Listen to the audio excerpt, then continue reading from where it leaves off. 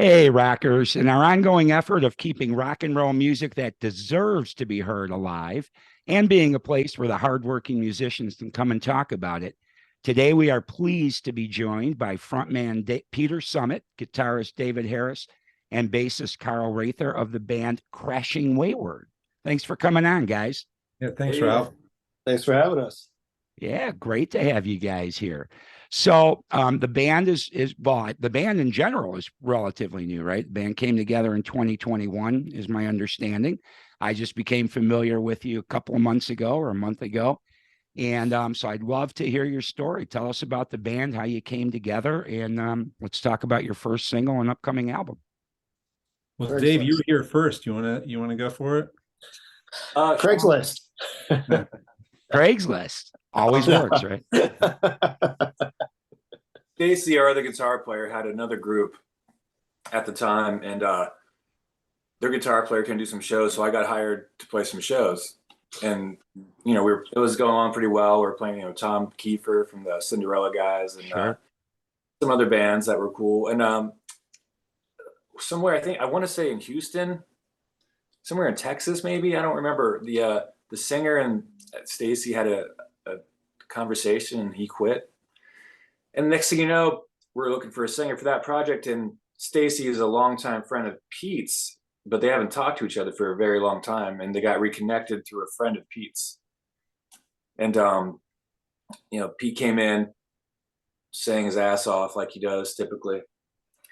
We're like, oh, this is killer. And we started moving forward in that project. And I believe Pete one day with his old soul said, this isn't this band anymore. We need a new name.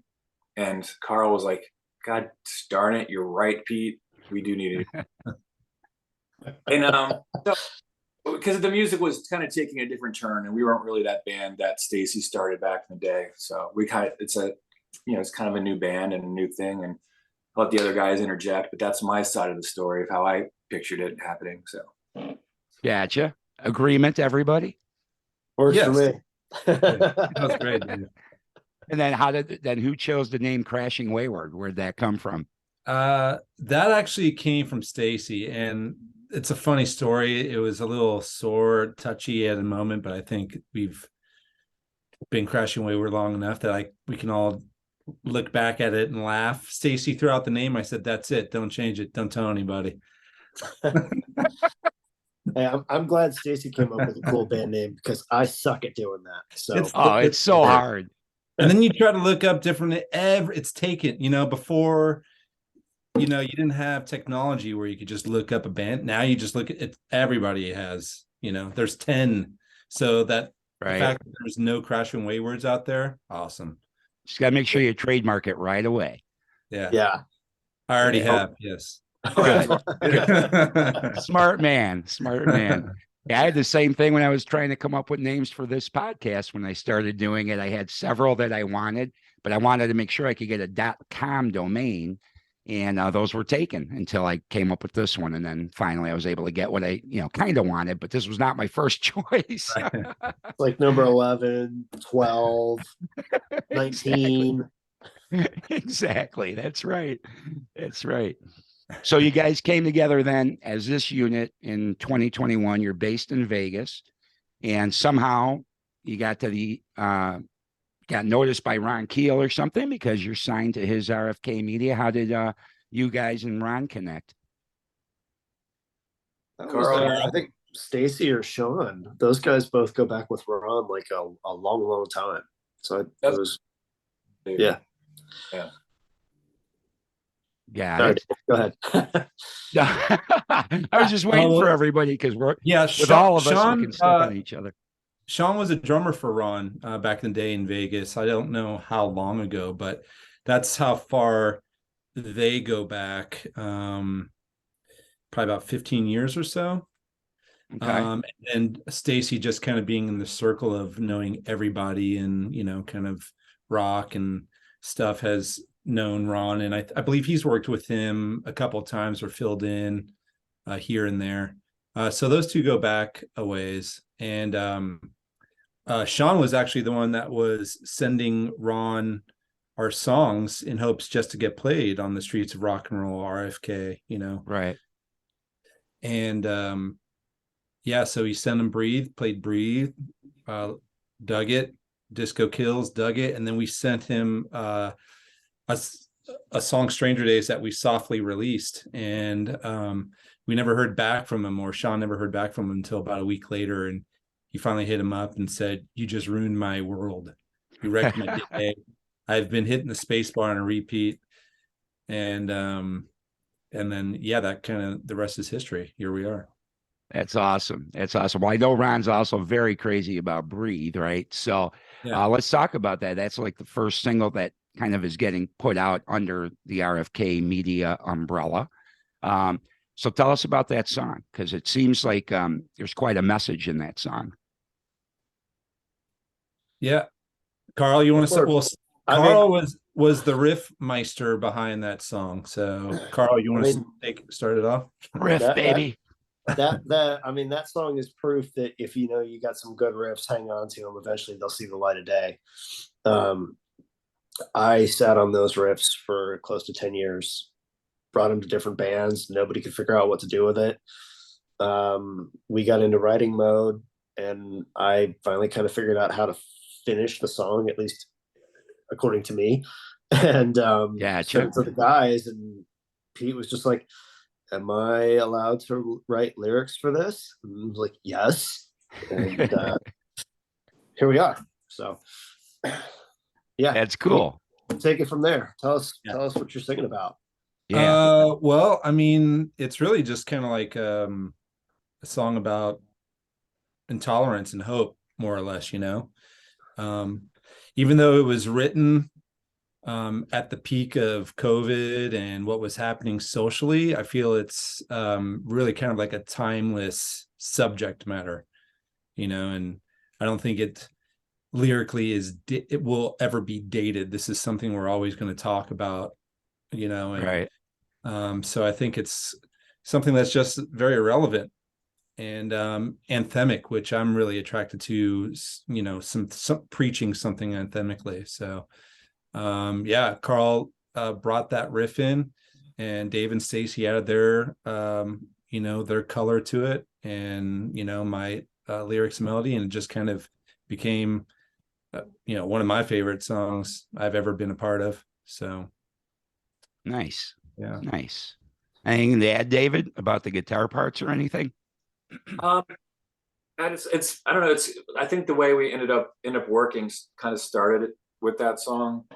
We wrote some songs before that, but like, Carl had this riff, and I kind of reimagined his riff and almost flipped it upside down, because it used to be lower. I threw it higher, and Stacy and him, I think, changed the bridge around a little bit. And I like that bridge, by the way, very much. But go ahead. Yeah, I threw a bunch of slide guitar on it one day, and I texted Carl, like, "Carl, I just put so much slide guitar on your song. It's cool, but it's brace yourself." Right. Yeah, but it's a cool track. Like, it's, again, I think it's a collective, what we all kind of sound like in that song. Has the blues elements, has the punk elements, has the new wave elements. It has, a little bit of everybody in it, sprinkled with what was already there. Yeah, I would agree. Like alternative hard rock kind of is how it sounded to me, but a little bit 90s, and like you say, a little bit of the blues based. Yep, for sure. Michael for his money, that's all I got. Say that again. So we're gonna give Michael Bolton a run for his money. So yeah, sounds just like that. Sure. That's funny. Well, you speak of the different sounds within that song. I mean, who are you guys influenced by? Because you it sounds like you took a lot of things, as you basically just confirmed. But what would be your key bands or influences? I would, starting with me, I would probably say Queen, of course, Freddie Mercury, David Bowie, Duran Duran, The Cult, and then just kind of getting into the 90s, it's going to be all the Alice in Chains, Soundgarden, Stone Temple Pilots. Mm-hmm. And I love a lot of classic soul as well, too. I grew up on classic soul. So, Teddy Pendergrass, Wilson Pickett, anything Motown. You know, Yeah. that's kind of like that's kind of where I pull a lot of emotion from, and my stage kind of presence is a throwback to, you know, Jackie Wilson, Michael Jackson, stuff like that. So Smokey Robinson, let's not forget him. yeah. Yeah. Got it. I Well, don't- that's I mean, cool. Yeah, for me, it's just, it's the classics, like the AC/DCs, the Rolling Stones, the Aerosmiths, Motown, Bunny Waters, Robert Johnson, just that, I just like good songs. I don't care like what genre it is really, like, Mhm. what pop, if it's punk, it's, jazz, whatever. I just love good songs, like good songwriting and good songs. That's what gets my attention. So, but that's kind of, I guess, the bag that I bring in. Sure. Yeah. Carl, you, sir, what would you say you're into? Me? No, Carl. Or Carl, Oh. yeah, Carl. Well, I want to know Especially as about Ralph too after a, Carl. especially as a bassist, I want to know. I Yeah. mean, the Clash, the Clash See, is we probably got- one of the most yeah. one of the most important bands probably I ever have come across in my life. Guns N' Roses. I mean, the first time I heard Appetite for Destruction, I just pointed at the stereo and was like, I want to do that for a living. Yeah. I love the bass playing on the classic Motown hits, like James Jamerson. He's just a huge deal in the bass playing world. He just wrote so many amazing bass lines for so many amazing artists. Just incredible. Storytelling wise, Social Distortion, Jesse Malin, Springsteen. That's a lot of singer-songwriters are really important to me. Nice. Well, I like your guys' influences, a lot of different ones than I normally hear from people in their response to that question. You guys got some different influences for sure, and a good mixture between you. Yeah, that's awesome. So my understanding is that unless the dates change, that this should be the month that your album is coming out. Is that still the case? You know what? We just finalized kind of like the tracks, so we're actually discussing that right now. So it Gotcha. might be. So we have no hard date yet. No hard date yet. No. Let's say Very spring. soon. Spring's a good time. Yeah, definitely by spring. This spring. Yeah. Got it. All right. Well, then what are you guys up to? You're getting that finalized, and you got some live dates. You're playing in Nashville next month still, right? Yep. At the Rockin' Pod, I think it Yes. is. Rockin' Pod Expo and Keel Fest too at Bowie's in Nashville. Yeah. Yeah. And then doing any dates closer to home before then? Yeah, we play Vamped in Vegas March 11th, so 1 week prior. And then we just landed a slot at Brooklyn Bowl at the end of March. We'll be playing with Saliva and Puddle of Mud. So that should be a good time. And that'll be Pete's birthday show. So, Oh, special. there might be a cake involved. Who knows? Was I supposed to say that out loud? Yeah. You and then ruined the surprise. Yeah, that's what I do. And then we've got the end of April. We've got was it the Bullhead Run motorcycle? Run, yeah. Yeah.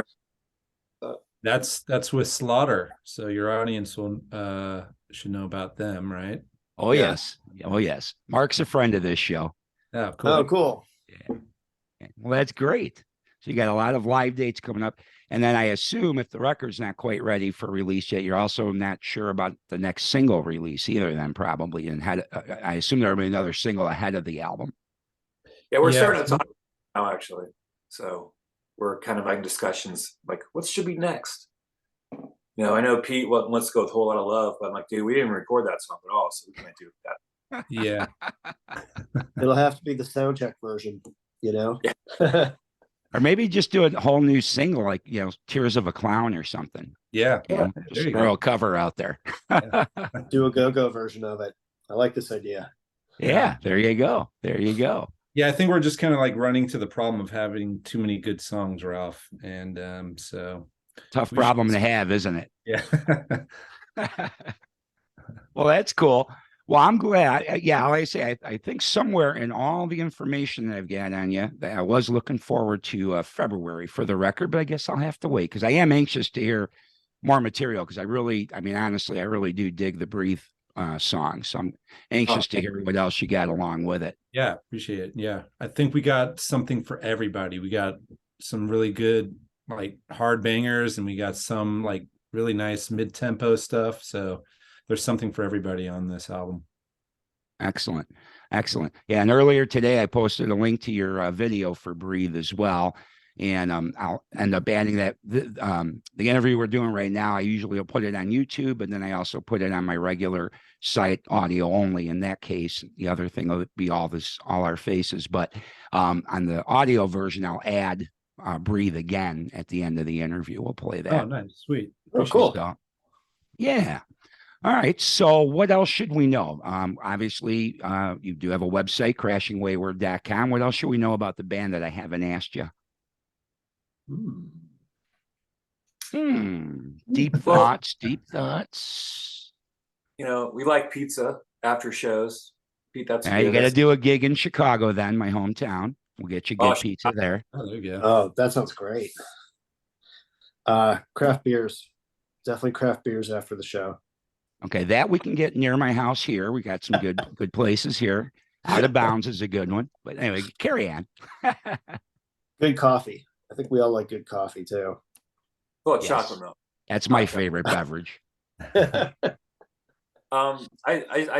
think, you know, if you want to find us anywhere, you know, we're on all the social media sites at, you know, usually it's at Crashing Wayward. I don't think there's any other words in any of the sites, you know, TikTok, Twitter, Instagram, wherever you choose to socialize musically.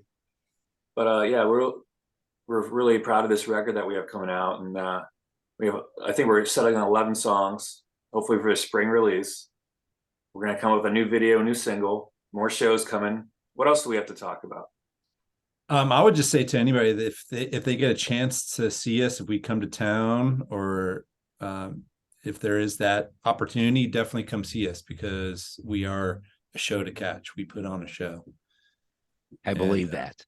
Yeah. And we're really nice guys. So come talk to us Yes, afterwards. we're very humble. There you go. There you go. Work the merch table after the show, right? Absolutely. Say hi to everybody. Yeah. Well, that's great. Yeah. I mean, I'm excited. I can't wait to hear more. I guess we covered the dates. We got all the social media.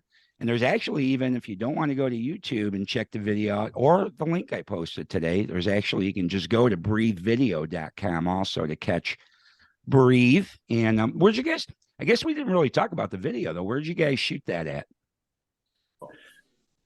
We shot that at, yeah, what counts Desert Moon. Yeah, Desert Moon.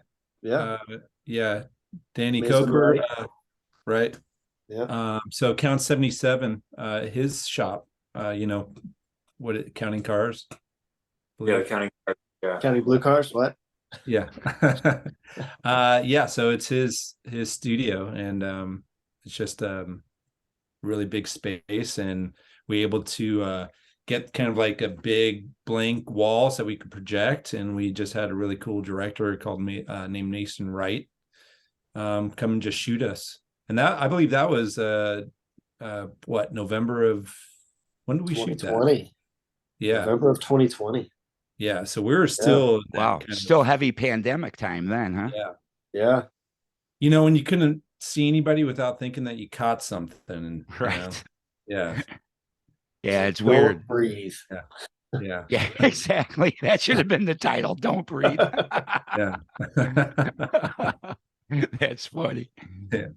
Yeah, no, the video looks cool. I'm not I always tell everybody, I'm not a huge video guy. I always like to listen to a song without any visual representation first, because I love music so much that I like to know what it makes me feel and think about what the song means to me before I see any other idea of what that song may be about. So I tend to always soak up all the audio quickly and listen to it repeatedly before I bother checking out any video, because I like to just have my own feelings about the song, you know. Totally. Yeah.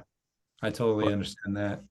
But Yeah, and I was super Dave has a great guitar collection too, so I was super thankful that we started that video with his Gretsch, kind of throwback to Billy Duffy. That's why I use nice. it. Yeah. Are you a collector? Oh, well, yeah. I mean, I love guitars, so I spend too much money on guitars. Well, I don't spend too much money on guitars. I can always use more. So, if anyone wants to send me any free vintage guitars, I can give you my address. Well, I was at a guitar expo this weekend in Illinois, and there was 2 guitars that you probably would have drooled over then. There was and they were both Les Pauls, 62 and a 68.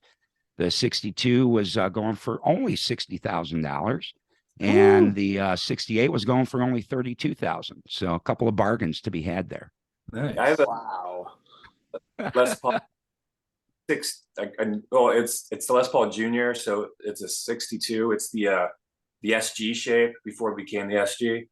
Mhm. There's that year one, 61, 62, 63. So I have one of those. It's probably one of my favorite guitars. It sounds so good. I write so many songs on it. Good, like those old guitars. Why I like using old guitars, because I feel like they have stories in them. Right. And it's a great. And you're just kind of like, for me, when I'm just playing, I don't like to think. So I use it as like almost like the antenna, and the stories are in there, hopefully coming out through my fingers or whatever. But yeah, I love that's those. what I was going to say. It's mainly the fingers that make it. That's why Jeff Beck was so special, because nobody can sound quite like Jeff Beck. And I think because it's just all in his hands, what comes from here to his hands. Yeah, the guy's amazing. Yeah, such a he has with that guitar. It's such a unique voice. The way he did the whammy bar and stuff. It's crazy. Totally. Yeah, totally. But yeah, so yeah, I love guitars too. I don't collect a lot of them, but I do love them. So yeah, I'm always busting out new guitars with the band, like whenever we play. I have my go-tos because I think they sound the best with these guys, but there's a couple ones I enter. So yeah, of course. But those 2 Les Pauls I was looking at this weekend, oh boy, they were beautiful. But out of my price range, big time. Yeah. All right, guys. Well, I won't keep you. I'm excited for you. We'll look forward to the album. I'll certainly keep spreading the word when we do get official release dates and the next single. And let's see, I'm trying to see if I have the exact date for your Nashville show. Oh, March 18th. So March 18th is Keel Fest. And so that'll be one great opportunity right there to see you guys, plus all the other dates you just mentioned. So the very next date is when again and where? March 11 at Vamped in Las Vegas. March 18 at Keel Fest 2 at Bowie's in Nashville. March 31st. 31st, Pete's birthday, at Brooklyn Bowl in Las Vegas. And then April 29th at it's Bullhead River Run, Bullhead City River Run. That sounds right. Is that Arizona? In my head. Yeah, Arizona. Got it. Well, I might just have to come down to the birthday one so I can see the cake. Oh, absolutely. Yeah. Yeah. Let us know. All right, guys. Well, thanks for your time today and telling us about the band. Always love discovering new bands, especially when they rock hard like you guys do. And I wish you a lot of continued success and a lot of success with the album, too, upon its release. So thanks to the guys from Crashing Wayward. We were joined by Peter Summit, David Harris, Carl Rather, and I'll look for their album soon.